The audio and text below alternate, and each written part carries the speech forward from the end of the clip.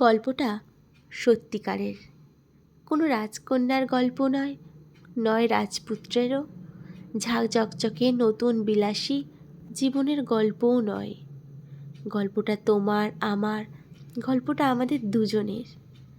আষাঢ়ের বর্ষার একটা দিনে তোমাকে প্রথম দেখি।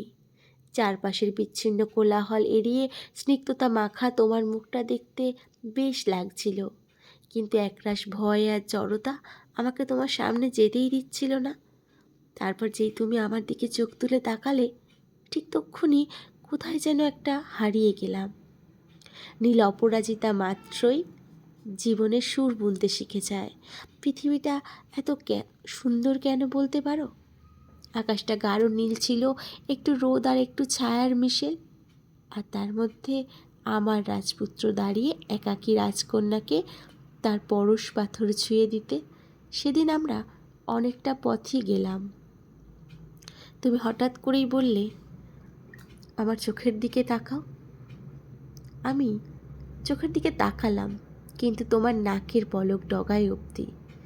কিন্তু তবুও তুমি বুঝে ফেললে, ঠিক ঠিক, চোখের দিকে তাকাও। আমি তোমার চোখে চোখ রাখলাম। সেই প্রথম 1 সেকেন্ড, 2 সেকেন্ড, 5 সেকেন্ড আমি হারিয়ে যাচ্ছিলাম, ডুবে যেতে যেতে ভেসে উঠছিলাম।